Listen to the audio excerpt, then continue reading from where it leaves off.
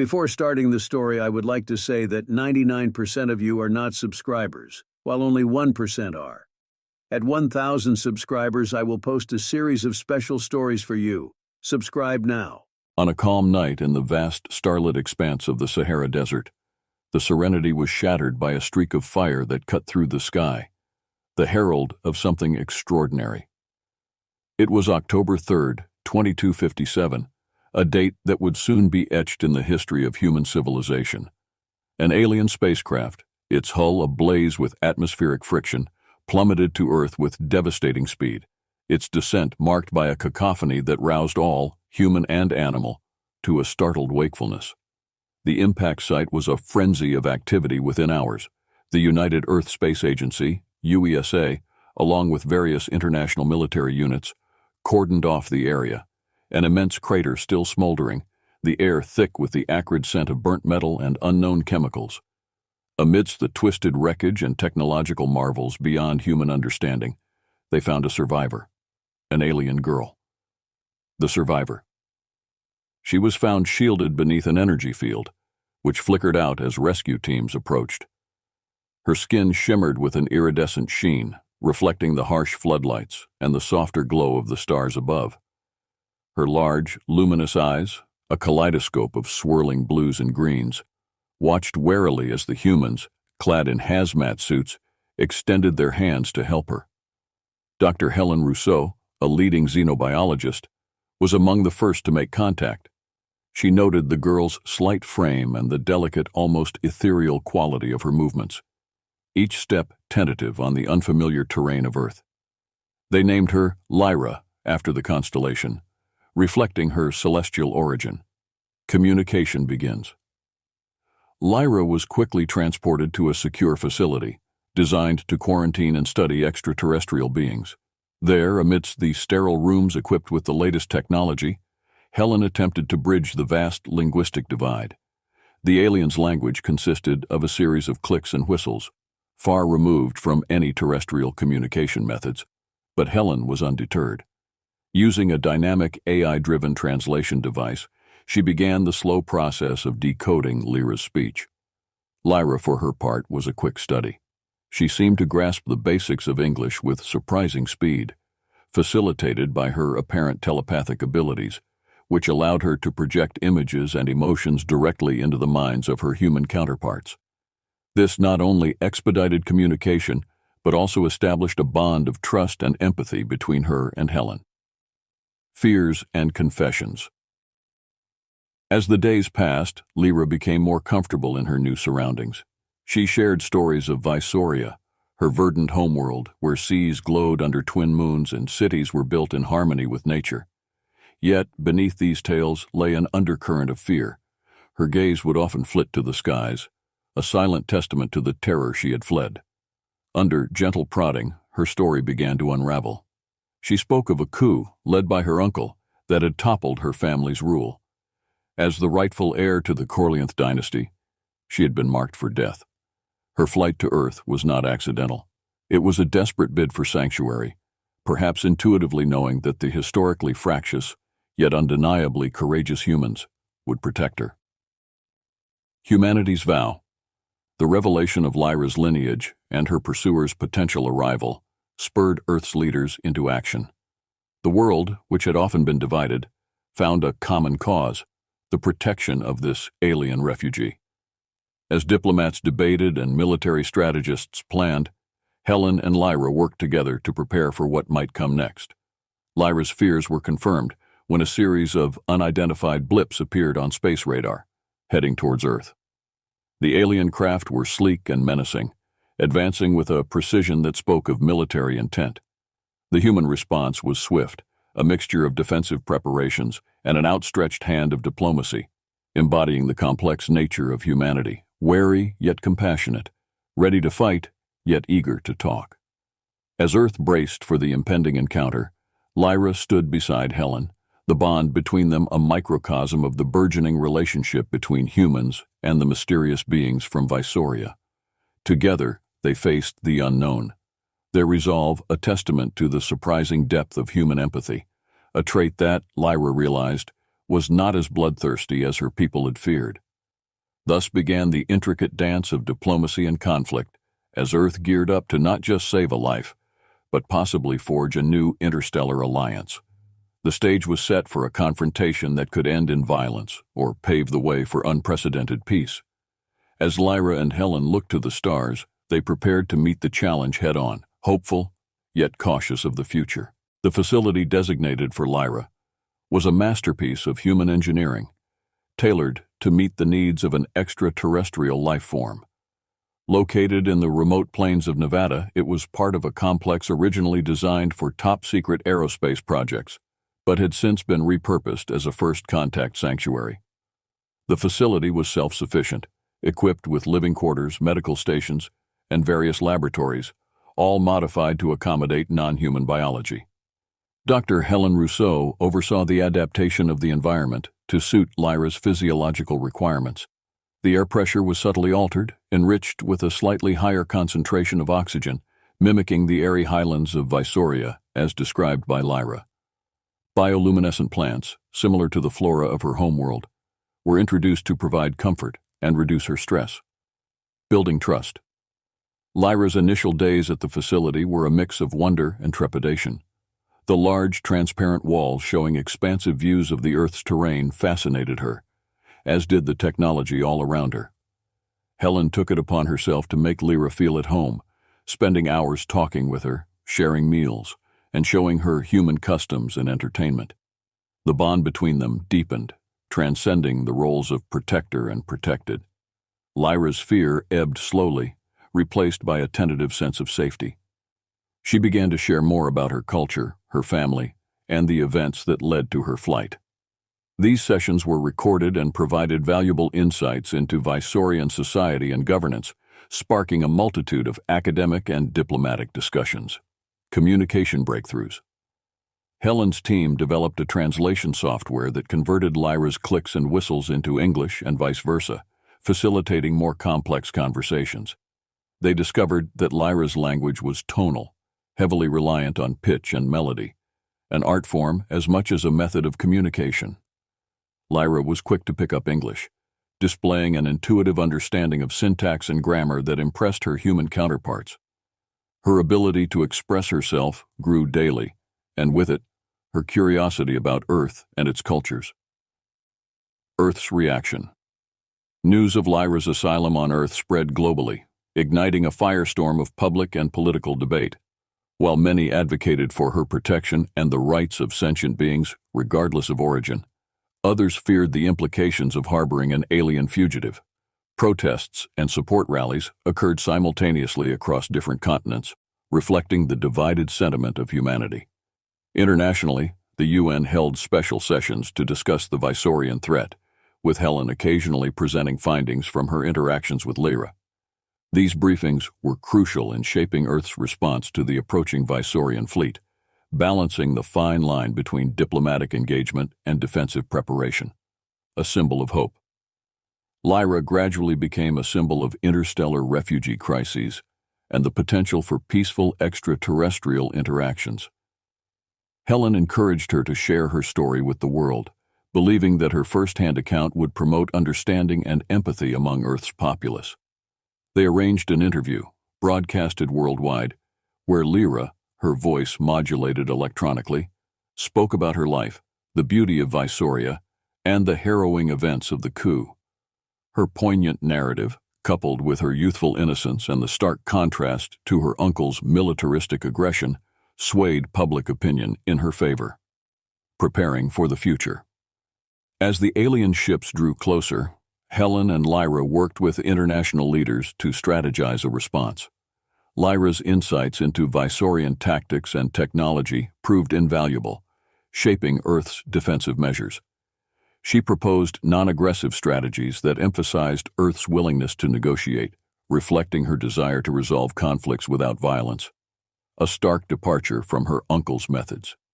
Behind the scenes, military units across the globe stood ready, while diplomats prepared for talks, hoping to avert a catastrophic showdown.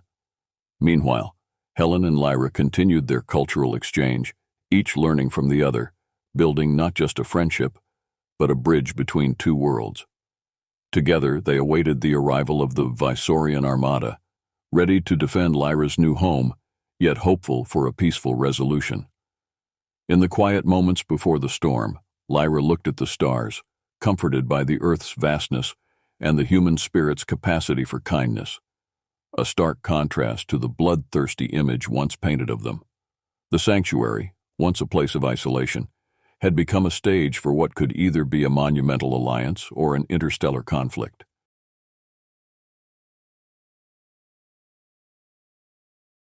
The eerie calm at the Nevada facility was shattered one crisp morning when Earth's deep space monitors detected several fast-moving objects on a direct course for the planet. The objects were sleek, metallic, and unmistakably artificial, alien spacecraft from Visoria. Their advanced propulsion systems and stealth capabilities made them nearly invisible to radar until they were alarmingly close. Dr. Helen Rousseau and her team watched the live feed with bated breath as the ships pierced through the Kuiper Belt, their silhouettes growing clearer with each passing hour. Lyra stood beside Helen, her body tense, eyes narrowed in fear and recognition. "They have come for me," she whispered, her voice a mix of dread and defiance. Mobilization of Earth's defenses. The United Earth Defense Corps, UEDC, a coalition of military forces from around the globe, sprung into action. Airspace was locked down, and defensive satellites oriented to create a protective net around Earth. Naval fleets in the Pacific, Atlantic, and Arctic were put on high alert, their weapon systems aimed skyward, ready to defend against an extraterrestrial assault. In strategic meetings, Lyra's knowledge of Visorian technology and military tactics became invaluable. She explained the potential vulnerabilities of the Visorian ships and proposed a series of non-lethal countermeasures that could disable their weapons without causing loss of life. Her suggestions were incorporated into Earth's defensive strategy, emphasizing humanity's desire to avoid unnecessary bloodshed. Diplomatic channels open. Amid the preparations for a possible military confrontation, Earth's diplomats reached out through every available channel, broadcasting a message of peace and negotiation in the languages of Earth and Visoria. They awaited a response, hoping the alien commanders would prefer dialogue over conflict. The world watched as two Visorian envoys disembarked from their lead ship, their appearances causing a stir due to their formidable armored exteriors and the stark, angular features of their faces, so different, yet unmistakably sentient. They were greeted by UN officials and escorted to a secure location for preliminary talks. The negotiation room was tense as General Zorax, the commander of the Visorian fleet, made his demands clear through a translator device. "The fugitive must be returned to us. She is a criminal and a threat to our people," he stated, his voice resonant and commanding. Lyra, who attended the meeting alongside Helen and a team of human diplomats, stood up. Her response was firm, her voice amplified for all to hear. "I am Lyra of the Corleanth dynasty, rightful heiress to the throne of Visoria. I seek asylum from my uncle's tyranny and the corruption he has wrought upon our people." The room fell silent as her accusation hung in the air, the weight of her words undeniable. General Zorax looked taken aback, his eyes narrowing as he processed her declaration. The human delegation, led by Ambassador Chen, took a measured approach. "Earth stands by the right of asylum and will protect Lyra until her claims can be verified through peaceful means," he declared, signaling Earth's unwillingness to hand over Lyra without due process. General Zorax warned of consequences, stating that refusal would lead to military escalation. However, the humans remained resolute, their stance clear. Earth would not be bullied or threatened into surrendering someone who had come seeking help. As the Visorians departed to deliberate, Helen and her team intensified their efforts to decode more of the Visorian databases recovered from Lyra's ship. They uncovered historical precedents in Visorian law that might support Lyra's claim to the throne and weaken her uncle's legal position. Simultaneously, Lyra became a voice for peace and cooperation, speaking to the world through broadcasts and social media, sharing her story, and humanizing the distant, star-spanning conflict. Her plea for support resonated worldwide, garnering public and international backing for her cause. With Earth's military on high alert and diplomatic channels open but strained, Helen and her team prepared for any eventuality. Defensive strategies were reviewed and refined, incorporating Lyra's suggestions and focusing on non-lethal outcomes. As the first Visorian ships began maneuvers that suggested they were preparing for an engagement, Earth's forces readied themselves to protect their world and its newfound ally. The hope for a peaceful resolution remained, fostered by the ongoing diplomatic efforts. But the reality of the situation was clear. They might soon need to defend themselves and Lyra against her own people. The stage was set not only for a battle of might, but for an ideological confrontation that would test the very principle. The atmosphere was charged with palpable tension as the Visorian envoys, led by General Zorax, returned to the negotiation table. This time the venue was the United Nations headquarters in New York, chosen for its symbolic representation of Earth's unity and diplomatic history. The world's media buzzed around the event, capturing every moment, aware that the outcome could significantly shift the interstellar power dynamics. General Zorax, a towering figure encased in ceremonial armor that clinked softly with each step, was visibly irked by the global attention. His deputy, Commander Ilrix, stood by his side, her eyes scanning the room with tactical precision. In contrast, Lyra appeared calm, her demeanor composed, a stark contrast to the imposing military might of her pursuers. Opening gambits. Ambassador Chen opened the session with a firm declaration of Earth's commitment to peaceful resolution and justice. "We have convened here to discuss the allegations against Princess Lyra and to explore all peaceful avenues," he stated, his voice steady and reassuring. General Zorax responded with a harsh tone. "Lyra is not a princess, but a criminal. She fled justice from Visoria, and by harboring her, Earth defies the laws of our world and risks war." Lyra stood, her voice clear and resonant, reaching every corner of the room. "I fled from an uncle who murdered my parents to steal the crown. I seek refuge until I can prove my claim and restore peace to my people," she countered, her eyes locking onto Zorax's with unwavering determination. Diplomatic strategies. The human delegation utilized a dual approach. While Ambassador Chen led the verbal negotiations, Helen and her linguistic team worked in real time to analyze Visorian legal and cultural nuances to strengthen their position. They introduced historical data and legal precedents from Visoria's archives, arguing that Lyra's right to challenge her uncle's rule was protected under Visorian laws themselves. Commander Ilrix, a legal expert in her own right, disputed these interpretations, insisting they were outdated and insisting on immediate extradition. The discussions veered into a complex legal debate, underscored by the ever-present threat of military escalation from the Visorian fleet, which remained in a holding pattern around Earth. A show of unity. In a strategic move, Earth's leaders broadcasted the negotiations live, allowing the global populace and the Visorian diaspora across the galaxy to watch. The transparency was a gamble that paid off as public opinion both on Earth and among Visorians abroad began to sway heavily in favor of Lyra's asylum claim, seeing her not just as a fugitive, but potentially a unifying figure for her people. The Earth Coalition presented a proposal, a tribunal to be held, consisting of both human and Visorian jurists, to objectively assess the legitimacy of Lyra's and her uncle's claims to the throne. This, they argued, would prevent further bloodshed and ensure a fair resolution in accordance with Visorian cultural norms. Zorax's dilemma. Caught between his directives and the swelling public support for Lyra, General Zorax hesitated. His next actions would either open the door for diplomatic engagements or plunge his forces into an unwanted conflict with Earth. After a tense pause, he agreed to the tribunal, but insisted on Visorian security forces' presence on Earth to ensure Lyra's compliance. Ambassador Chen accepted, with conditions for those forces' operations to be strictly monitored and limited to ensure Earth's sovereignty and public safety.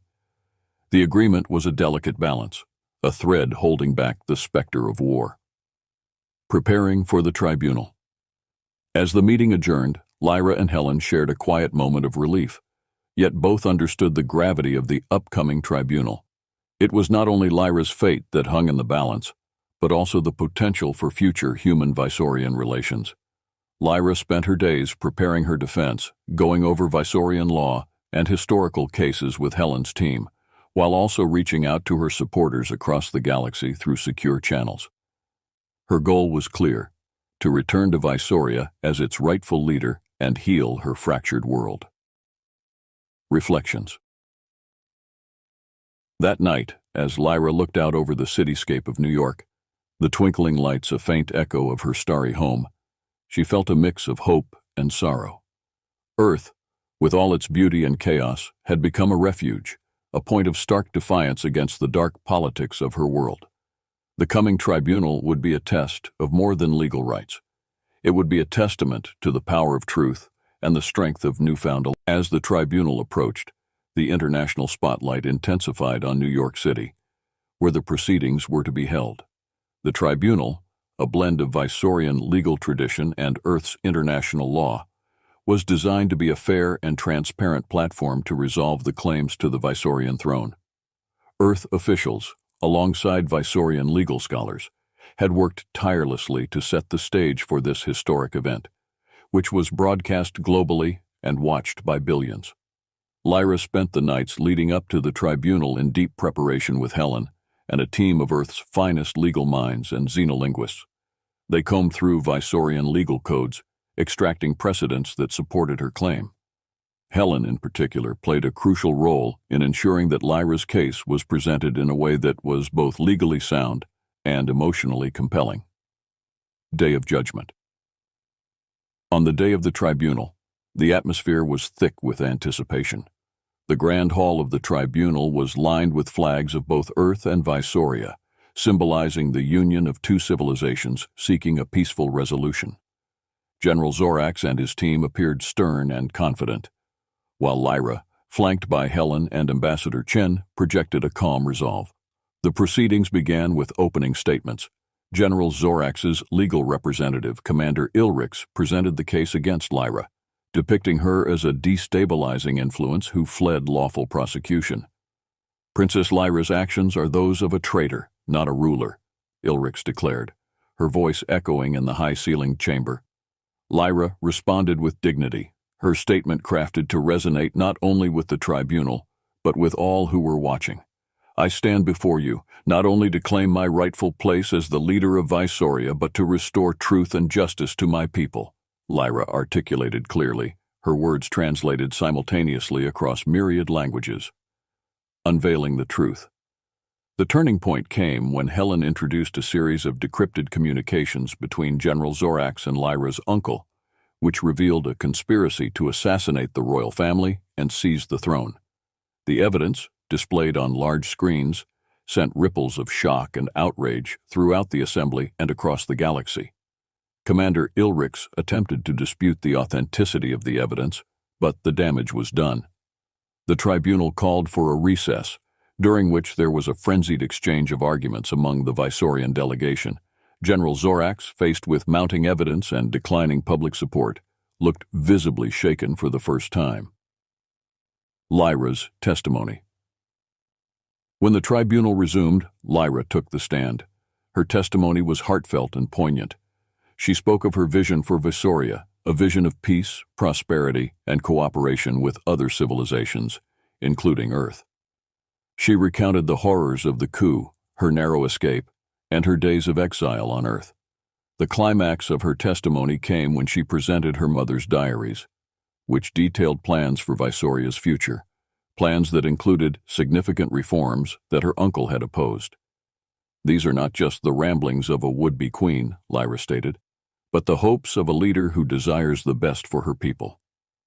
After hours of deliberation, the tribunal reconvened for their verdict. The lead jurist, a respected figure in interstellar law, stood to deliver the decision.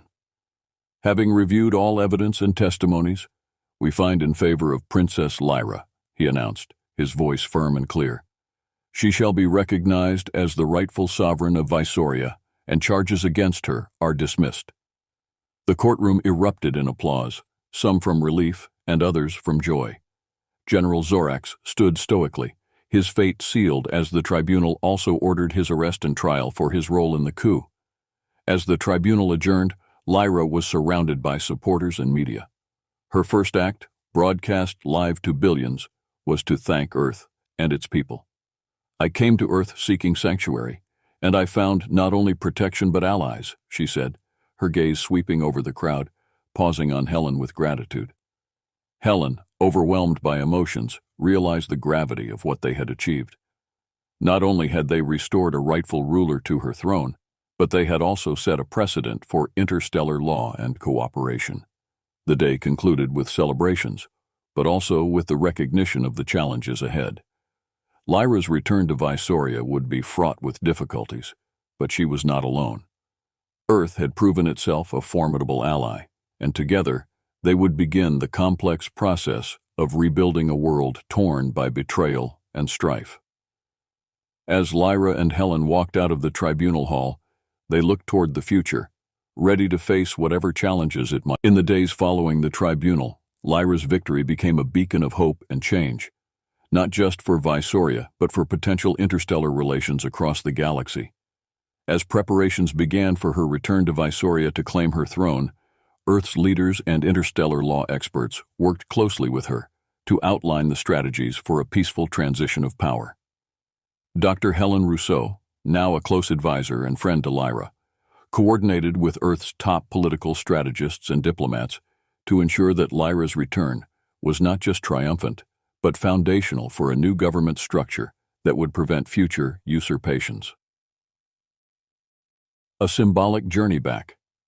The journey back to Visoria was arranged to be symbolic. Lyra traveled aboard a spaceship that was a hybrid of Earth and Visorian technology, representing the new alliance between the two worlds. The ship, named the Diplomat, was escorted by a fleet of Earth's finest space vessels, a testament to Earth's commitment to maintaining interstellar peace and justice.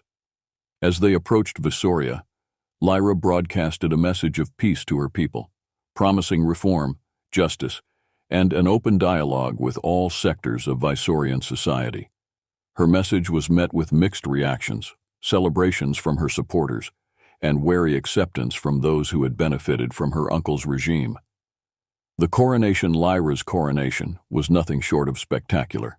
Held in the ancient capital's Grand Plaza, the ceremony was broadcasted across multiple planets, including Earth. Wearing a traditional Visorian robe that shimmered with the hues of her planet's twin suns, Lyra was crowned amidst the cheers of thousands of Visorians who had come to witness the historic moment. In her coronation speech, Lyra pledged to uphold the principles of democracy and fairness. She announced a series of reforms, including the establishment of a parliamentary body that would ensure the ruling dynasty was kept in check by elected representatives of the people. Implementing reforms. With her position secured, Lyra wasted no time in implementing her reforms. Her first act was to establish the Visorian Council of Justice, an independent body designed to oversee the legal processes on Visoria. She invited international observers, including Helen, to assist in setting up fair and transparent judicial systems. Education, once a privilege of the elite under her uncle's regime, was overhauled to be accessible to all citizens, funded by the royal treasury. Infrastructure projects, aimed at rebuilding the cities damaged by past conflicts, were initiated with both Earth technology and Visorian labor. Challenges ahead. However, the path to reform was fraught with challenges. Factions loyal to her uncle resisted the changes, staging protests and calling for the preservation of the old ways. Sabotage and unrest in some regions showed that the road to peace would be a rocky one. Lyra, undeterred, addressed her people frequently, explaining each reform and its benefits. She used her personal story of exile and return to inspire her people, emphasizing unity and collective progress. Her open approach gradually won over many of her detractors, who began to see her not just as a monarch, but as a visionary leader. Solidifying alliances. Recognizing the importance of strong alliances, Lyra proposed the Galactic Unity Treaty, inviting other planets and civilizations to form a coalition for peace and mutual prosperity. The treaty was well received, and soon diplomats from various planets arrived on Visoria to discuss terms and conditions. Earth played a pivotal role in these discussions, with Ambassador Chen and Dr. Helen Rousseau serving as chief advisors. The treaty was eventually signed, marking a new era of interstellar diplomacy and cooperation.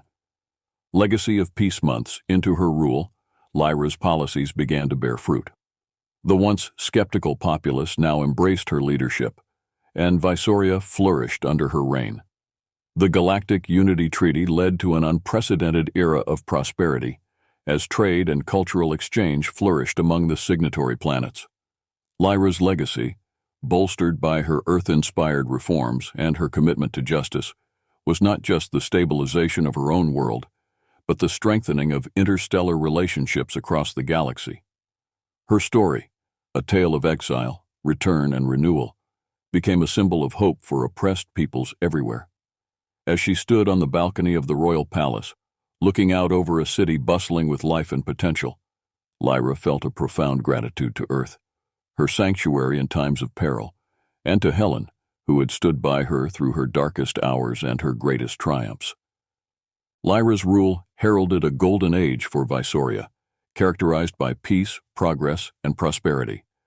The reforms she implemented reshaped Visorian society, rooting out corruption and promoting equality. Her leadership style, infused with transparency and empathy, drew on her experiences on Earth and became the bedrock of her administration. The Intergalactic Summit. Several months into her reign, Lyra convened the first Intergalactic Summit on Visoria, inviting leaders from across the galaxy to discuss issues ranging from trade to environmental conservation. The summit was a tangible result of the Galactic Unity Treaty and aimed to foster dialogue and resolve conflicts through diplomacy. The event took place in the newly constructed Peace Dome, a massive structure designed by both Earth and Visorian architects. Its design symbolized the union of different worlds, combining Earth's modern aesthetics with Visoria's naturalistic elements. The dome was equipped with translation technologies that allowed delegates to communicate seamlessly, emphasizing inclusivity and mutual understanding.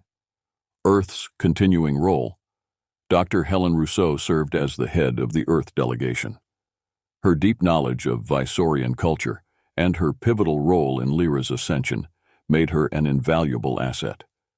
She worked closely with Lyra to navigate the complex dynamics of interstellar politics, advocating for Earth's interests while supporting Visoria's integration into the galactic community.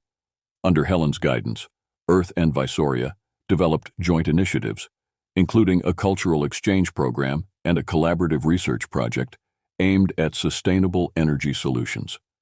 These programs not only strengthened bonds between the two planets, but also set a precedent for interplanetary cooperation. Challenges and triumphs. Despite the advancements, challenges persisted.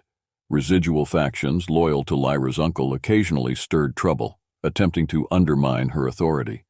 However, the robust Visorian legal system, revamped under Lyra's reforms, dealt with these threats effectively, minimizing unrest. Lyra's commitment to her reforms and her active engagement with her people diminished the opposition over time. Public addresses, often broadcasted galaxy-wide, showcased the benefits of her policies, gradually converting her skeptics into supporters. Legacy of the bloodthirsty humans. Lyra's successful reign transformed the galaxy's view of Earth. Once feared as bloodthirsty due to historical conflicts, humans were now seen as peacemakers and allies.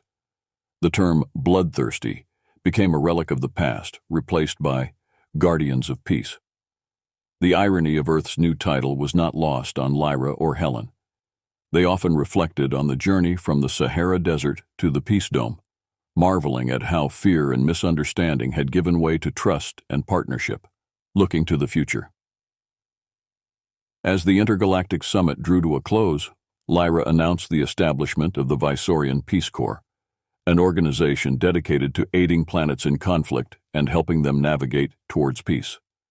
Inspired by her sanctuary on Earth, this corps would ensure that other worlds benefited from the same compassion and aid that Visoria had received.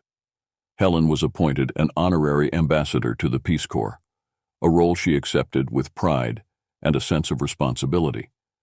As she prepared to return to Earth, she looked back at the shining domes and lush greenery of Visoria, her second home, with a fondness that was deep and personal. Farewells and promises. On her last night on Visoria, Lyra and Helen walked through the gardens of the royal palace, reminiscing about their first meeting, the tribunal, and the tumultuous yet triumphant days that followed. "You saved me, and in doing so, saved Visoria," Lyra said, her voice thick with emotion. Helen smiled, squeezing her friend's hand.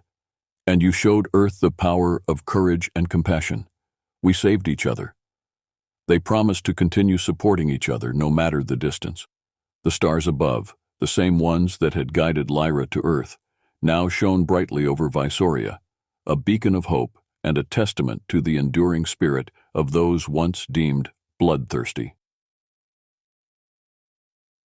Epilogue. As the diplomat departed Visoria, Helen looked out the viewport, her thoughts on the future.